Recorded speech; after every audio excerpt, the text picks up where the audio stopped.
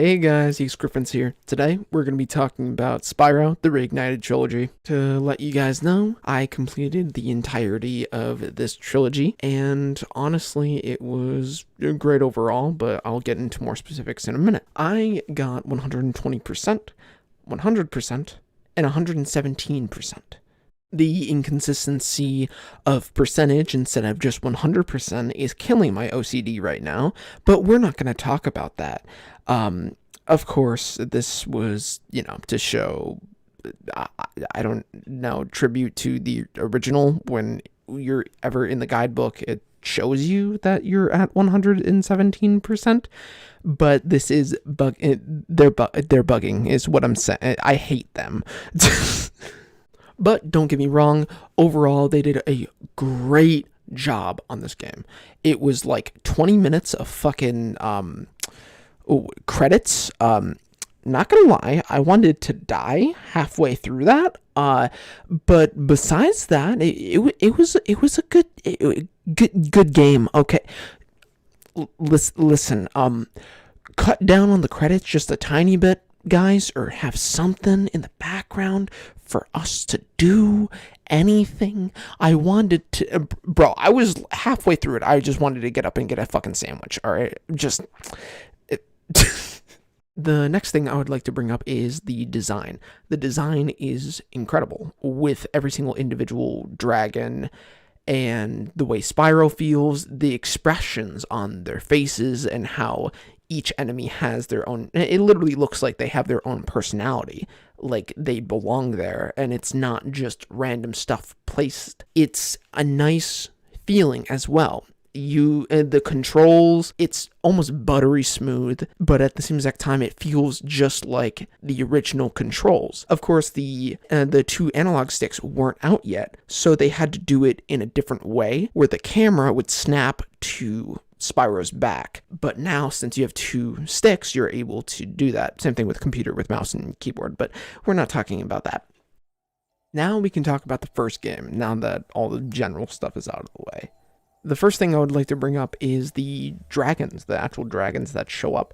They are gorgeous. Oh my gosh. Like, the detail, the amount of everything that's put into these dragons are amazing. From the first three games, when they first came out, the originals, they didn't even look anything like they do now.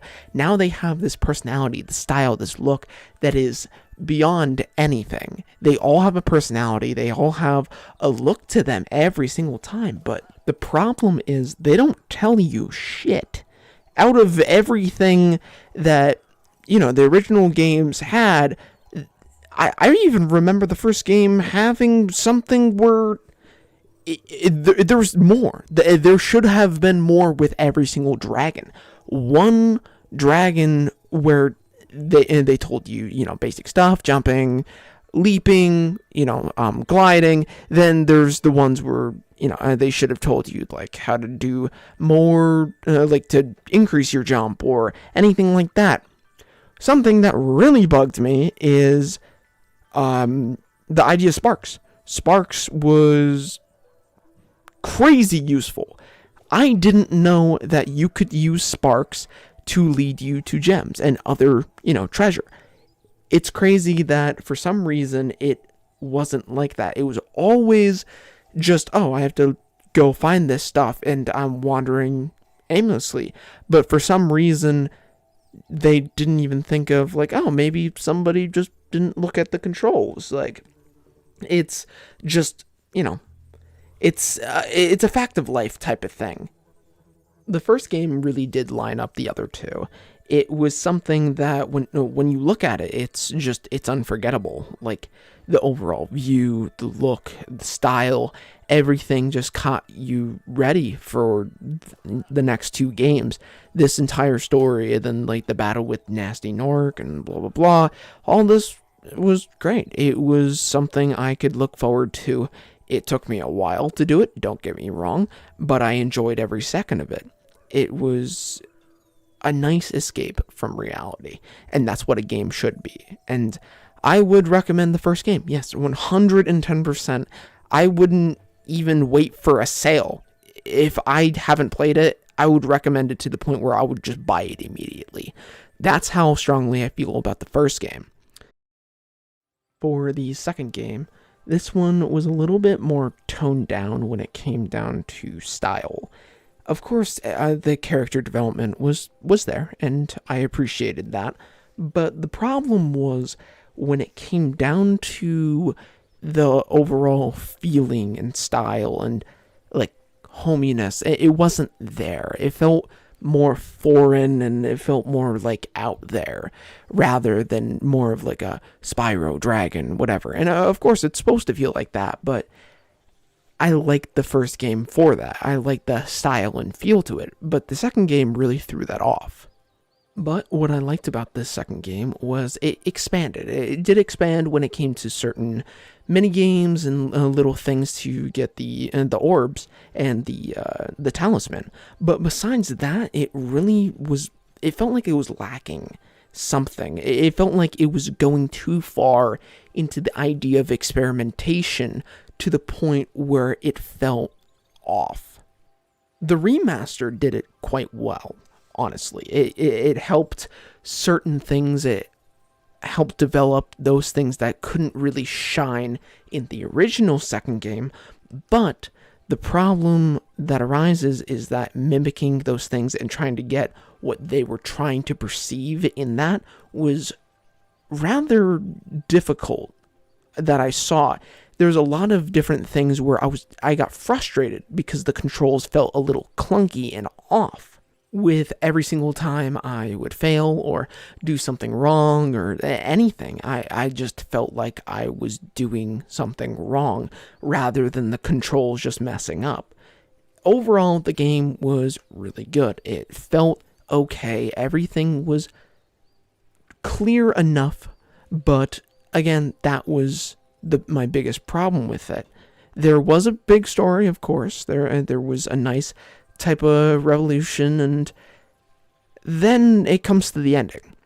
The ending, you were able to play a whole ton of minigames at Dragon Shores. These included a kart race, a fire blast, shooting range, a dunk tank, everything. And, when you went through these, of course, there were the easier ones and there were the harder ones. The harder one was the roller coaster for me.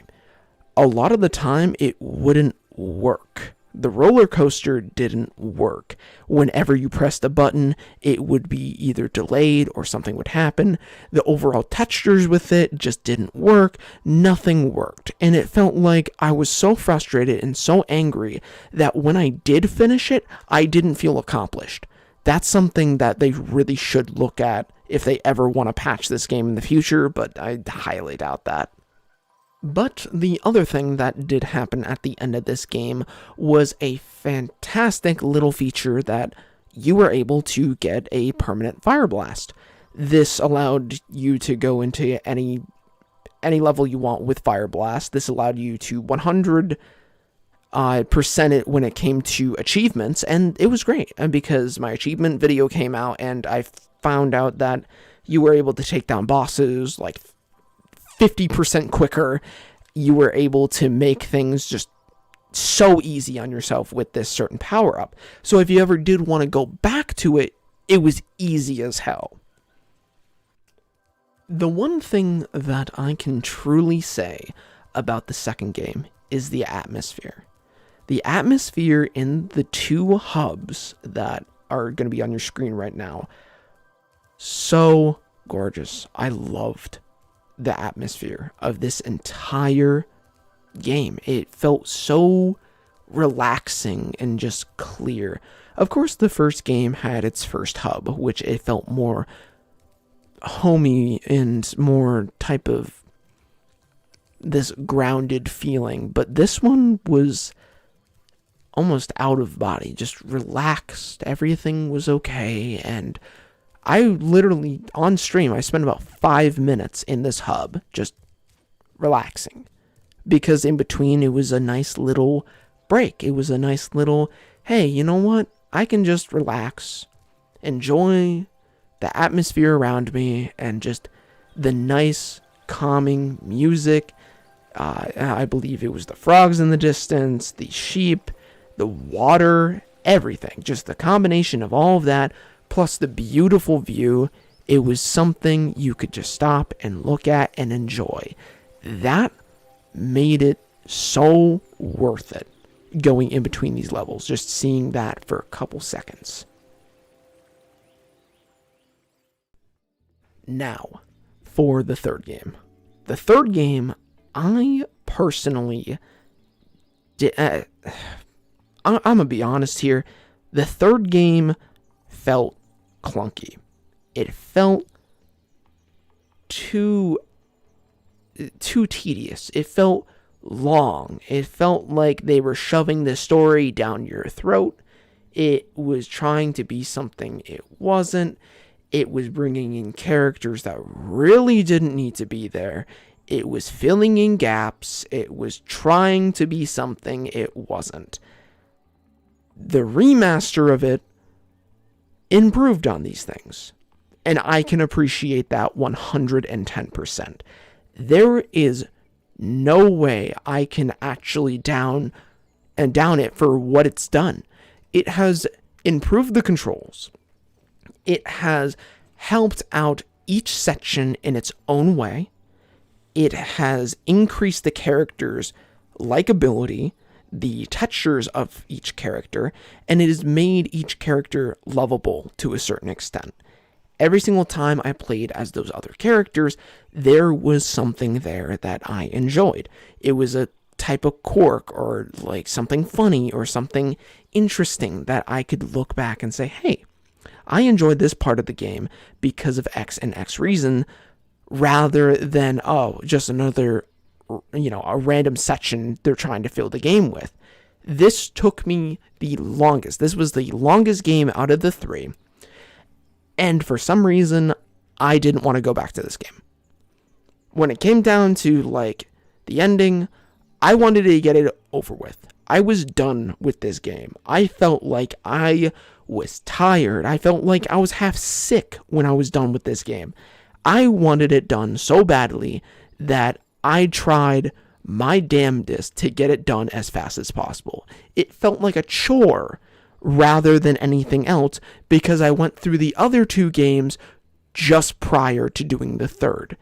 It felt like it was the final stretch, but for some reason, it was even longer.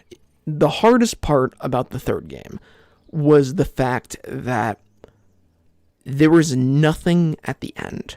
Of course, there was the boss battle. Of course, there was the amazing cutscene. Of course, there was the amazing other cutscene with all of the dragon babies. Of course, every single little animation and such was reused over and over and over and over and over again. But, even the first game had it where every single adult dragon had its own custom animation, look, and it sounded like every single dragon had a different voice. I don't know if it's a different voice actor, but I know it's a different type of voice. It's deeper, higher, it has a certain flair to it, something. But when it came to the baby dragons, it felt lazy. It felt like, okay, we're going to use the same 5 to 6 animations. There was one custom one that looked amazing and cool. But that was, when I did see it, I recognized it as, hey, this is different. When I originally saw that animation, I was like, hey, this is cool, this is different. I recognized it. I didn't even have to think twice. I knew that it was different, and it was something else. Every single time I was just about to be done with the game, there were even a couple eggs that I just personally couldn't find. They were either too hard to find, or they felt way too hidden to even be anything. So I looked and I ended up having to look up a couple. I'm not even gonna lie. You can see it on stream. I don't care. It's there. It's out there. I don't care. I wanted the game done. The ending with Moneybags was something to behold as well. There was a segment where you took back all the gems, ramming him in the ass, but that was a little bit like of a, hey, fuck you, get out of my face, okay? You just took all of these fucking gems from me. So I'm going to beat the living shit out of you and make sure you know your lesson. It's something that was like a, hey, that's to the devs. But of course, that was from the original game, and you can't really, But for the remaster, it made it so much better seeing that in HD. Everyone can agree on that. It was so good, and if you disagree, I'm going to come to your house and I'm gonna make sure that you don't get a night's sleep. That got weird. Whatever. Anyways, all in all, with this game, it was a experience. And that's all I ask for a game to be. Something to take me out, something to make me feel like I'm in a different location, something to let me experience my own emotions as certain things happen on the screen, which I would be also controlling. Hey, listen, this is a good game. The first game is worth $40 alone. Mind you, the second and third game, I would say the second game is great, but the third game just dragged along. It felt way too tedious. It felt long. It felt like the story was shoved down your throat. So if you have no idea about anything about Spyro, I would recommend the first game fully. But the other two, I'd recommend playing them and seeing how you feel about them. But if you got frustrated, I would leave. That's just me, but I can't even fault people for leaving. There's a ton of people on a Reddit thread that were saying that certain things were too hard or they felt frustrated and they left. And that's for the casual gamer. That's not even for, the completionists and all this other stuff. It's kind of funny because somebody was telling me that Treetops was going to be super hard. That super hard level for this dragon that's really far away, and you got to do a certain thing with a speed run and blah, blah, blah. And I ended up getting it like 3 or 4 tries because it's this magical thing called the internet. So if you're watching this, told you so ×2 because I already rubbed it in his face before. But besides that, everything just lined up perfectly. I enjoyed this game. I would recommend it, yes. I would rate this about a 9 out of 10. There are definitely better games out there. But for me, this is a 9 out of 10. I appreciate everything that this game has done. I think that this game really could have been polished more. There's a couple things, the little facts of life and blah, blah, blah. A couple voice lines could have been replaced. And besides that, it's perfect. It's a really good game, and I'd recommend it. If I tell you to, I'd recommend it one more time, people are going to be probably putting it in the comments saying, shut the fuck up. So I guess I'll end it here. Thank you guys, and if you want more reviews like this for any other thing, be sure to throw me a like and tell me in the comments what I would do differently or not, I guess, or something. Yeah, I will see you next time. See ya.